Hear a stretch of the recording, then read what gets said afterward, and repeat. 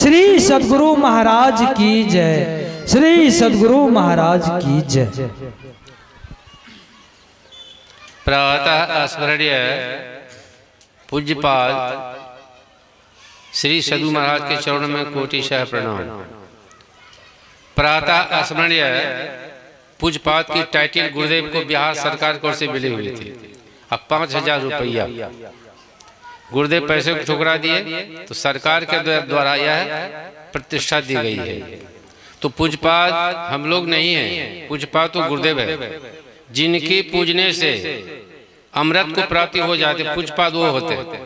हाँ, कल आप शिष्य हैं, आप भी साधना करते करते पूज्यपाद में जब समा जाएंगे कल आप भी पूज्यपाद हो सकते हैं। लेकिन जब तक साधक है तब अपने को पूज्यपाद मत क्या कीजिए।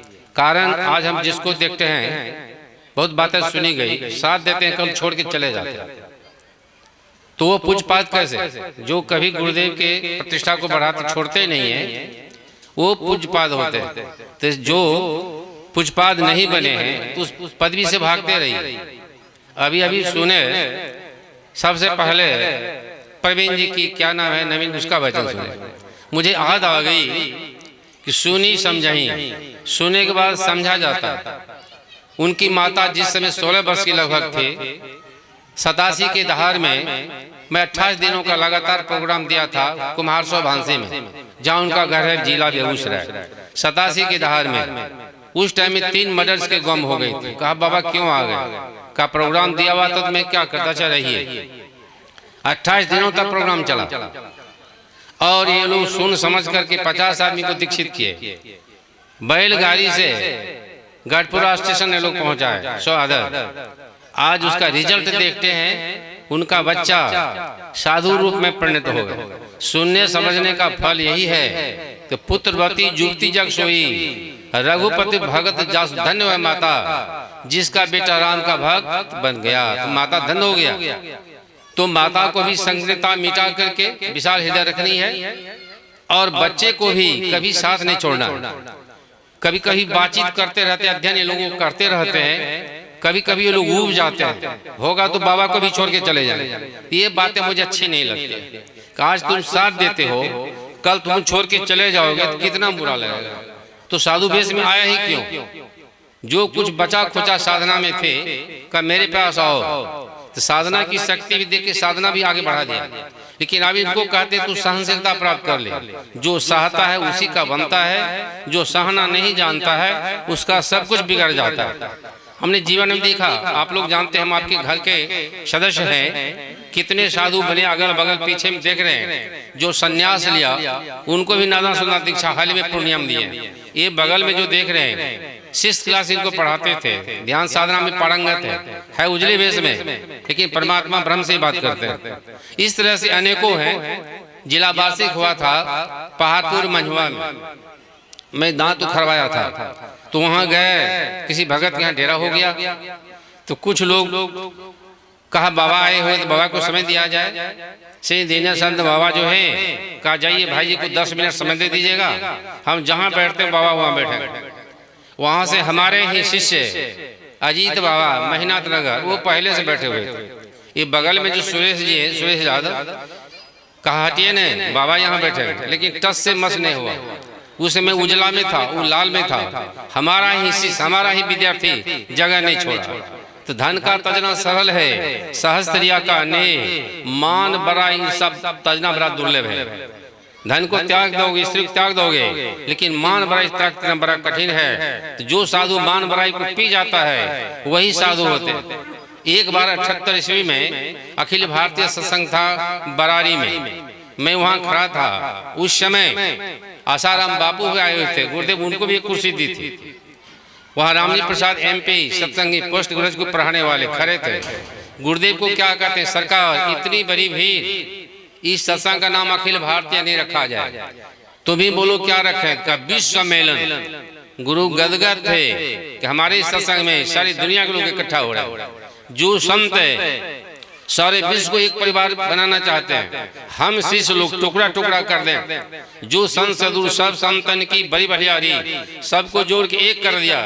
हम शिष्य मान बड़ाई के चलते, प्रतिष्ठा के चलते टुकड़ा टुकड़ा कर दें। तो यह हास्यास्पद है। आप जानते हैं बृहद अखिल भारतीय सत्संग हुआ आपके गांव में, लेकिन हमको नहीं बुला गया था, हमको नहीं बुला गया था। कहा अमुक बाबा बोले कि नहीं, उनको नहीं बुलाना, नहीं बुलाया, कोई दुख नहीं, लेकिन भाई को मैं कभी नहीं छोड़ा। जब गोद में 19 वर्ष के लगभग छोट हैं, गोद में खिलाया, पढ़ाया लिखा, एक एक सब कुछ सिखाया। अब भाई जो सही भाई होते, भाई भाई को छोड़ते नहीं। तो इसलिए शिष्य छोड़ सकता है, लेकिन भाई तो कभी नहीं छोड़ सकता है।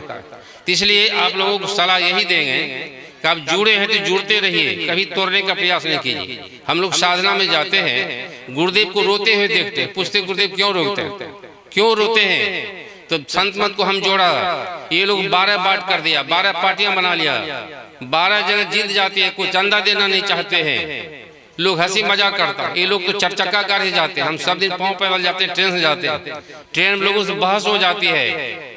बल्हा सैदपुर के निकट बदला स्टेशन गए, 4 पहलवान ट्रेन में चढ़ गए, हमको कहते हैं बाबा कहाँ कुटिया है, हमने कहा बज रहा है। हम लगे हाथ कहते हैं हम सदगुरु महाराज के शिष्य में ही बाबा के, मैं ही बाबा तुम हाँ। फिर लगे हाथ वो लोग क्या कहते हैं, चेलवा सब जो है संत मत को बर्बाद कर दिया गद्दी के लिए। क्यों 12 बांट हो गया? मैं एक बार महसूट में 84वीं में प्रोग्राम में गया था, हमको क्या कहते हैं कि बाबा आप साहिब बाग तरफ है कि संसी बाग तरफ? हम कहा नहीं, दोनों तरफ हम नहीं, हम में ही बाबा की तरफ, हम किसी पार्टी विशेष में नहीं।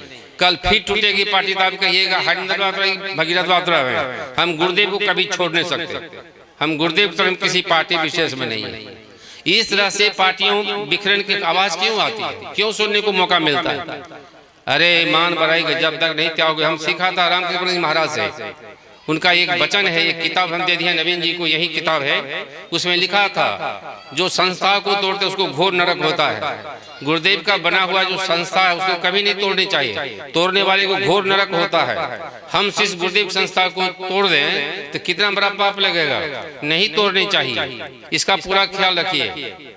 और रामकृष्ण से यही सीखा था, कोई मंदिर बना लो, मूर्ति का स्थापना नहीं करो, अब पहले से संग फूको, लोग तुमको अच्छा कहेंगे, आके पूछेंगे क्यों संग फूक रहे हो, तो हनुमान जी की मंदिर है, तो हनुमान जी कहाँ है, कल लाएंगे, कल प्राण प्रतिष्ठा देंगे। अरे पहले हनुमान जी को बचा लो, प्राण प्रतिष्ठा दे दो, तब संग फूको। तो परमात्मा रूपी देवता जो है तुम्हारे तन मंदिर में तो बसा नहीं, उसका तो दर्शन किया नहीं, अब पहले से प्रवचन रूपी संग फूकते हो। जब तक परमात्मा की प्राप्ति नहीं है तो प्रवचन नहीं करनी चाहिए, इसे तू बहुत पार्टियां बना लेगा, बहुत संत को तोड़ ताड़ के रख देगा। इसलिए जब तक परमात्मा की प्राप्ति नहीं हो तो प्रवचन नहीं करना चाहिए। मैं ही सीखा, गुरुदेव सीखा था, 2002 के अंक में पढ़ा था कि जब तक ईश्वर तक नहीं पहुंचो प्रवचन नहीं करना, इसे तू बहुत पार्टियां बना देगा।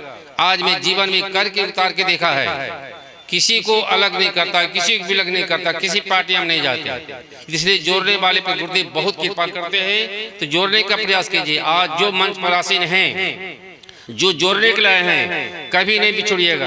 मेरी जब तक जिंदगी रहेगी तो हम नजर रखेंगे कौन कल बड़ाई कर दिए बाबा की, या कौन निंदा कौन करते हैं, ये भी देखेंगे। मेरे जीवन में देखा, कह दिया था मेरे भाई हमको नहीं बुलाया, मैं सहरसा में बैठ कर रो रहा था कि मेरा संग भाई हमको नहीं बुलाया, और दूसरे को बुलाया, परमांश कचरा से कहलाया, लेकिन वो छोड़ के चले आए। लेकिन मैं स्वयं गोद को खिलाने भाई को कभी नहीं छोड़ा, कभी छोड़ूंगा नहीं, कितने जन तक नहीं छोड़ूंगा। जब तक वो परमात्मा हम नहीं पहुंच जाते, हम में नहीं मिल जाते, हम गुरुदेव में नहीं मिल जाते, तब तक नहीं छूटेगा। लेकिन यहाँ के लोग कम विकसित, कम दिमाग वाले, कम पहुंचने वाले छोड़ छाड़ के चला गया। जानते हैं परमहंस किसको कहा जाता है? हम गुरुदेव से पूछा एक दिन, सरकार परमहंस किनको कहा जाए? कहा देखो सार शब्द को जान लेता वो हंस हो जाता है, जो मुझ में मिल जाता है वो परमहंस होता है। मेरा कया ठो शिष्य पहुंचा हुआ जो हमें मिला हुआ परमहंस कहलाता है, कोई पहुंचा हुआ नहीं है। इसलिए साधन करके गुरु से बात कीजिए। आज पूर्णिया से अभी तक तांता लगा हुआ है, मेरे पास हजार शिष्य आते हैं कि बाबा हमको साधने में आगे बढ़ा दीजिए, साधने में आगे बढ़ा दीजिए। अभी कुछ क्षण की बात है, 5-7 महिला बिहार की पहुंच गई, जो कभी हमसे बात नहीं करती थी, कभी हमको अपने को हम चिन्हा तक नहीं। कई बार गए, कहा हम तुम चिन्हा तुम्हारे गांव के थे, नहीं। अभी क्या लाभ हुआ है उनसे पूछ लीजिएगा। इसलिए आप लोग कभी भी इनका साथ नहीं छोड़िएगा, यही सलाह देते हैं। कल विशेष है, सुना करके फिर हम लोग प्रस्थान कर जाएंगे। एक खुशी की बात यही है इस मंदिर में आप जानते हैं कम ही हम आते हैं, चूंकि हम स्वस्थ रहते मेरी सेवा नहीं हो पाती है।